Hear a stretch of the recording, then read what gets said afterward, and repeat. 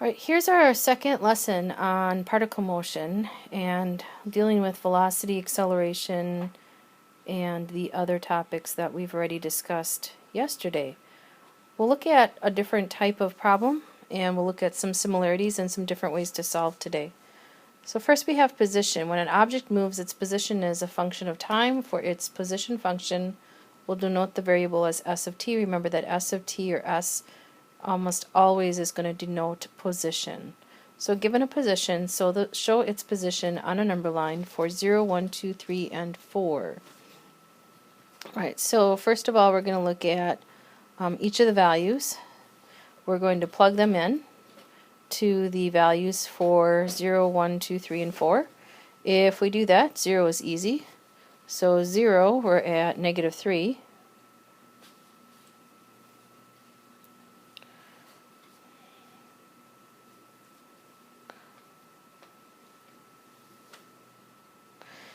And if we plug in a 1, we'd have 1 minus 2, negative 1 minus 3 be negative 4.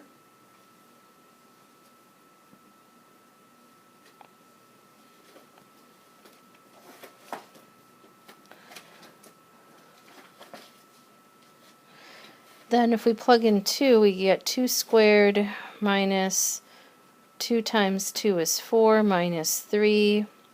That would give us a negative 3 again. So t is equal to 2. Then for t is equal to 3, we'd have 3 squared minus 2 times 3 is 6 minus 3. 9 minus 6 is 3 minus 3 is 0. So over here at t equals 3. Then position at 4, we'd have 4 squared minus 8 minus 3, which would give us a value of 16 minus 8 minus 3, so we're at 5, so t is equal to 4.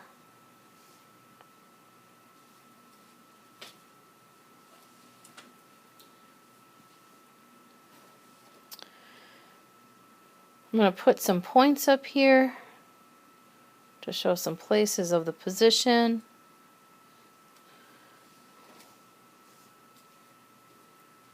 Show some arrows on here.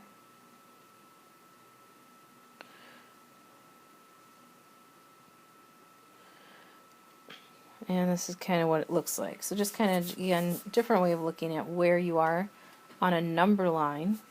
A little different idea than what we looked at, but same concept of the idea that when you're plugging in a value for t, you're getting the position of where you are.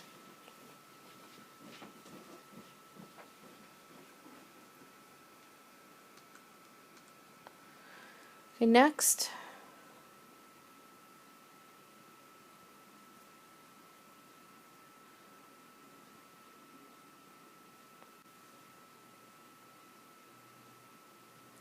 Right, next we have the velocity.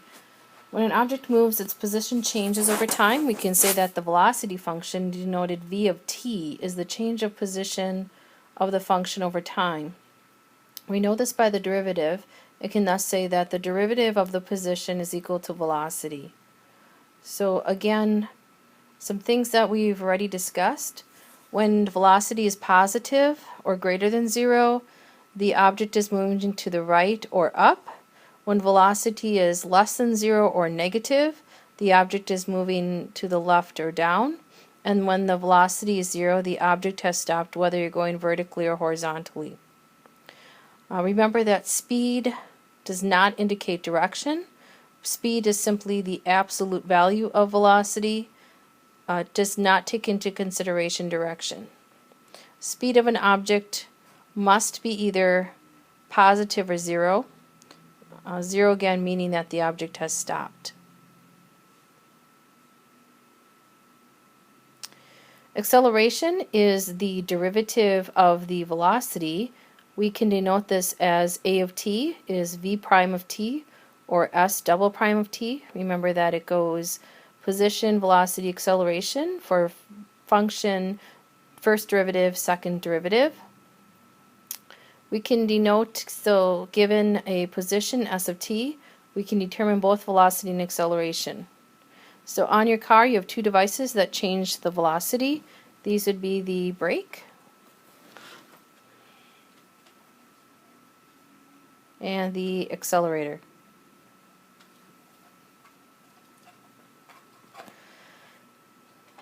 So this is to help you a little bit different idea in addition to what we talked about yesterday. A of t is positive or greater than 0, the object is accelerating to the right or upwards. If A of t is less than 0, the object is accelerating to the left or downwards. And if A of t is 0, the velocity is not changing.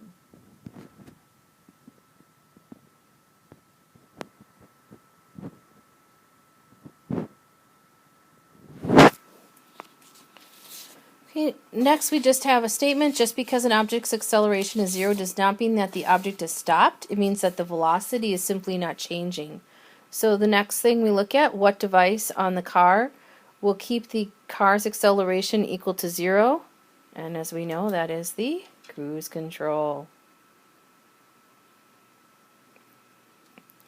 Also, just because you have positive acceleration doesn't mean that you're moving to the right. For example, suppose you were walking to the right when all of a sudden a large wind started to blow to the left. What would that do to your velocity? Of course, that's going to slow it down.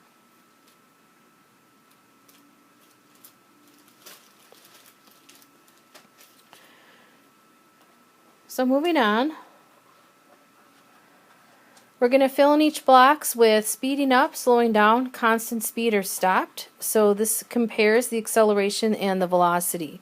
So when the velocity is positive and the acceleration is positive, we're going to be speeding up.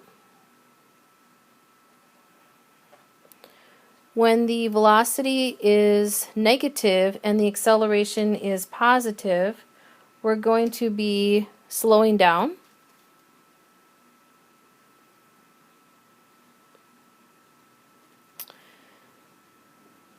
When the acceleration is negative and velocity is positive, we're going to be again slowing down.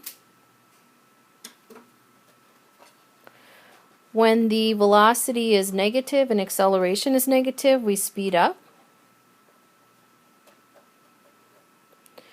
When the acceleration is 0 and velocity is positive, we're at a constant speed. When the velocity is negative and acceleration is 0, again we're at a constant speed. And then when the velocity and the acceleration are both 0, that's when we've stopped.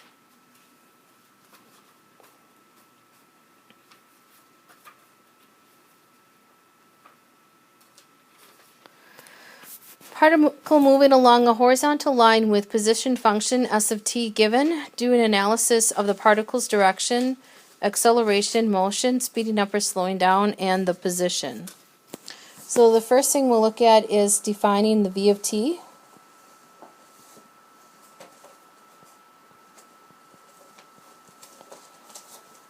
And a of t.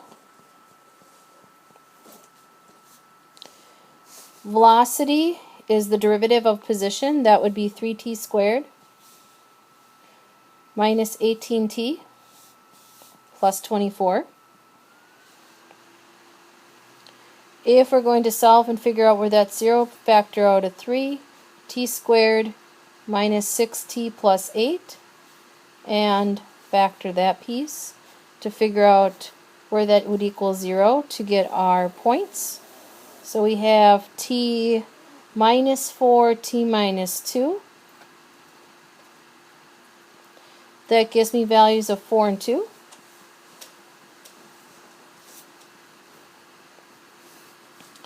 We do the same for acceleration. Our acceleration function is the derivative of this, which would be 6t minus 18.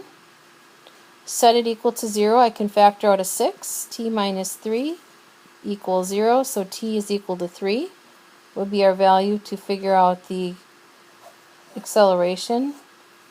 If I'm going up to my little chart, just again a different way of looking at it, I'm going to put my values for v of t are at 2 and 4. And my value for a is at 3.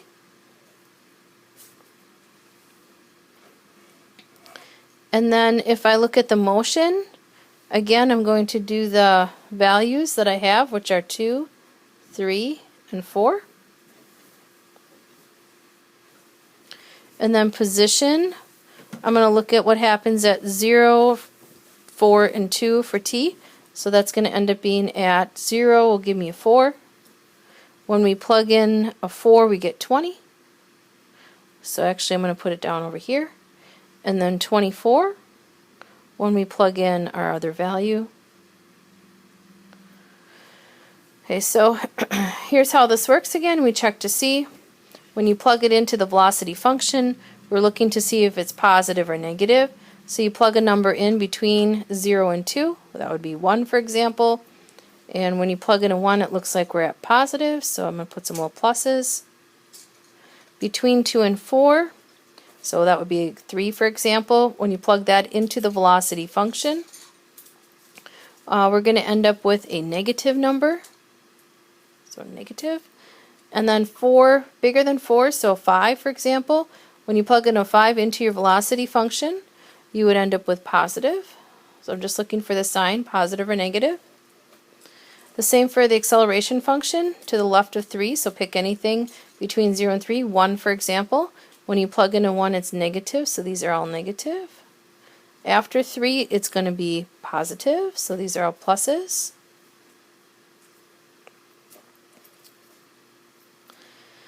And then I'm going to look at my motion. So the motion is, again, what's happening.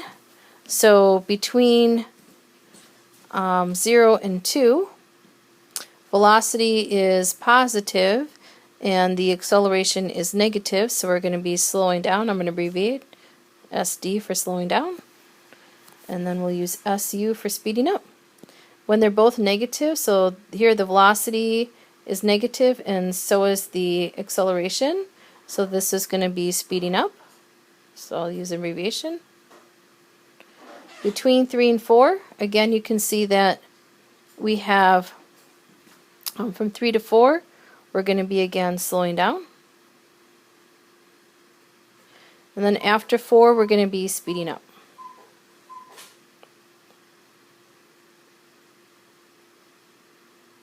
The reason for the slowing down here again is when velocity is negative and acceleration positive, and then the reason at the end here after 4 again for speeding up is the acceleration and velocity are both positive. Okay, so moving on.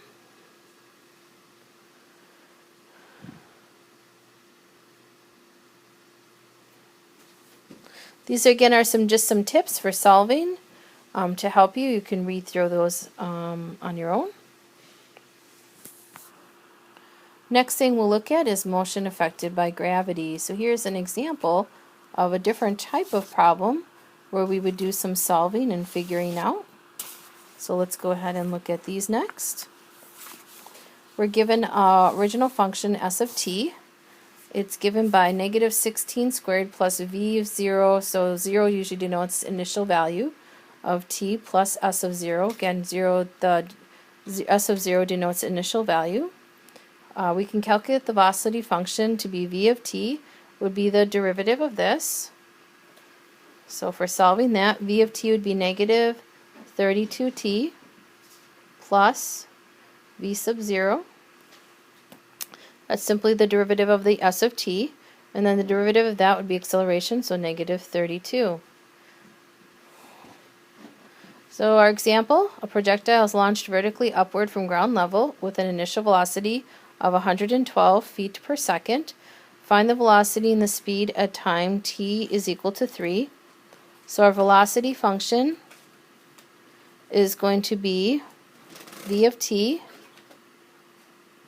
equals negative 32t plus initial 112. So if we plug in 3 and 5, at 3 we'd be at negative 32 times 3 plus 112.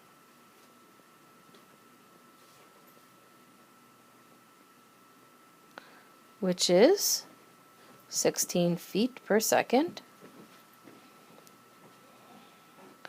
And then for v of 5, we take negative 32 times 5 plus 112. So v of 5 equals 48 feet per second. How high will the projectile rise? So we're going to look at the velocity is 0. How high is going to be like a maximum. So we're going to check to see where the velocity is 0 first, and then we're going to plug in that t value into the position function to figure out actually where it is, like how many feet high is it. So if we take the velocity function, v of t, which was the negative 32 plus 112, and we set it equal to 0.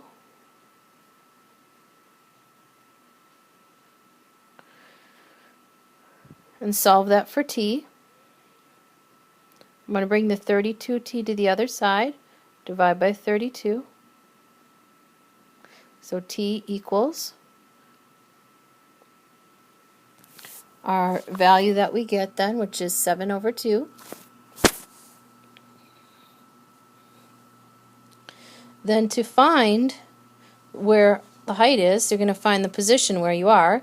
So plug that in to the s function, which is the position function, which was the negative 16t squared plus would be 112t, plus we assume that s of 0 is at 0.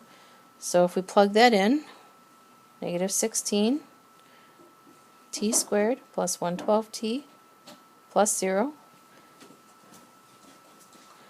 So that's the s of t. Plug that in for each t. We get a height of 196 feet. Then the third part, find the speed of the projectile when it hits the ground. So we're going to find when it hits the ground is when the position is 0. So I'm going to take my s of t function, which is the negative 16t squared plus 112t plus 0, and find where that's 0. Solve for t. So we take out a negative 16t. We get t minus 7 equals 0. So I have t is 0 or 7.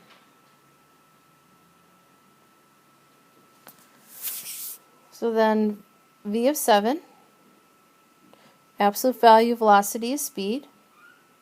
So absolute value v of 7 equals 112 feet per second. Make sure you label.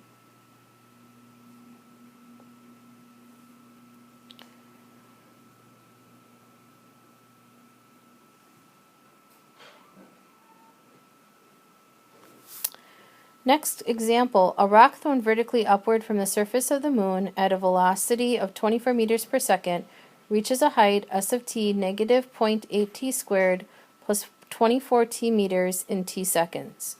Part A, find the rock's velocity and acceleration as a function of time. So we'll start with v of t.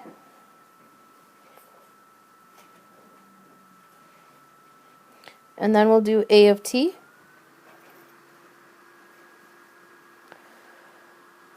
V of t would be the derivative, so it would be negative 1.6t, derivative of position that is,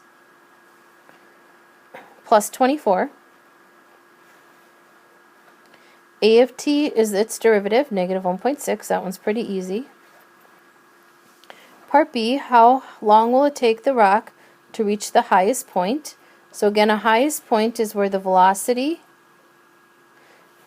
is equal to 0. The reason again is think about the idea that that's where a maximum occurs. When the slope is 0, you're at a max or min. We talked about this in class. Solve for t. So 24 equals 1.6 t. That means t is equal to 15 seconds. Part C, how high did the rock go? How high? Position. Plug in the value from B.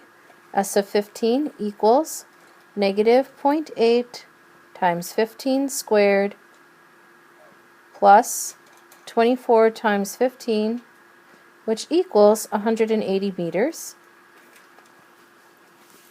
Part D, how long did it take the rock to reach half of its maximum height? So I have negative 0.8 t squared plus 24t. We want to know half of its height, so half of 180. Solve for t. This one I'll probably want to put on my graphing calculator to solve it, just because it's a kind of a yucca problem.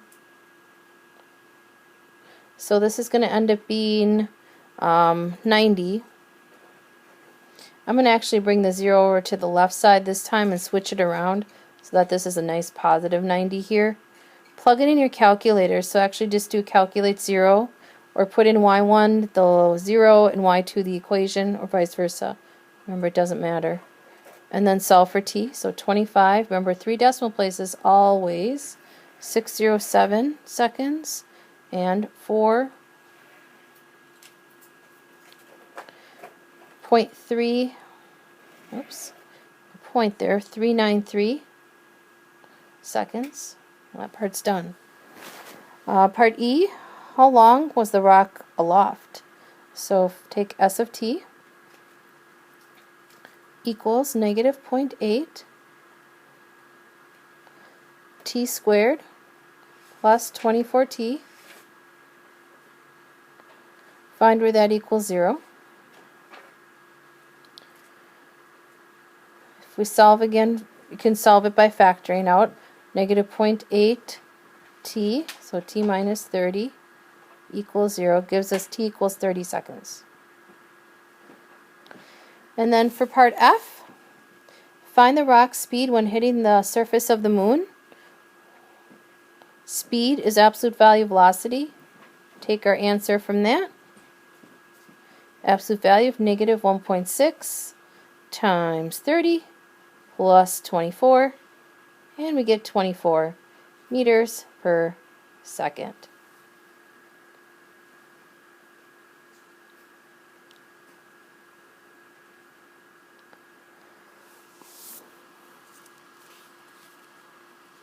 Next example.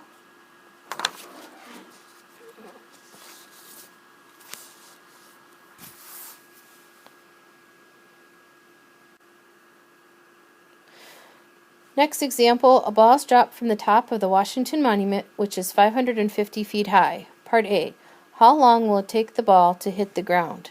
So S of t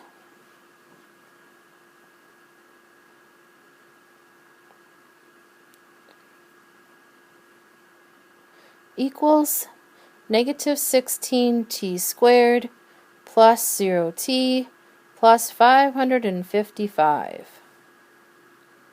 Solve for t.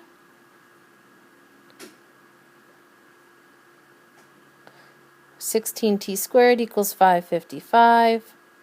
Divide by 16 and square root it. T equals 34.688 seconds. Part B, find the ball's speed at impact. So V of t equals negative 32t. Derivative of position is velocity. Absolute value of that. Plugging in t that we just solved for. 34.688. Absolute value of velocity is your speed. That's 1110 feet per second.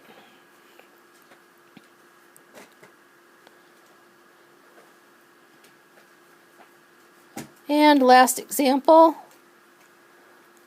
Paul bought a ticket on a special roller coaster at Enema Amusement Park, which only moves in a straight line. The position of the car in feet after t seconds is given by, our position function here is negative 0.01 t cubed plus 1.2 t squared. Find the velocity and acceleration first.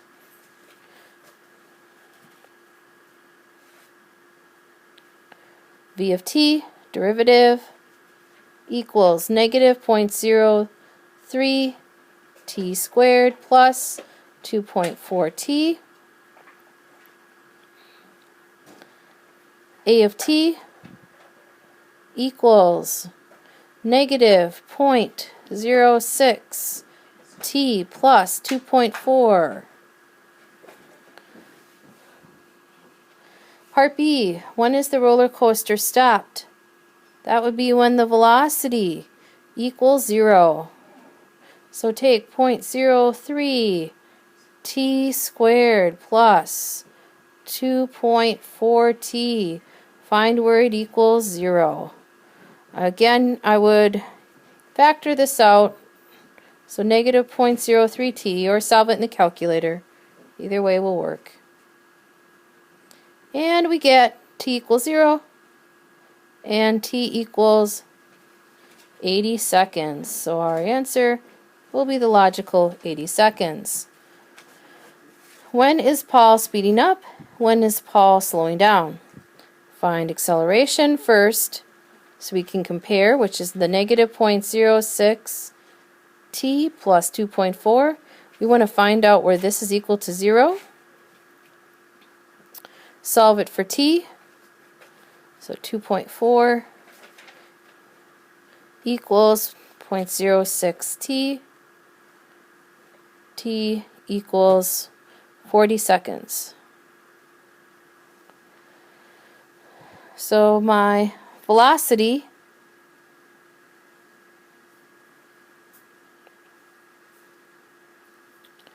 would be up to 80, going back to the last part there. It's going to be positive if you plug in anything less than 80 into the velocity function. Remember, you're plugging it in. To the right of that would be negative. Then acceleration, kind of mapping that out at 40. Before that, it's going to be positive. Again, plug in any number less than 40 into the acceleration function, and you plug in anything after that, it's going to be negative. So it appears that from 0 to 40, speed up, and from 80 up to the total 120. Because t is between 0 and 120. Make sure you check your endpoints. And so then it would be slowing down on the interval from 40 to 80.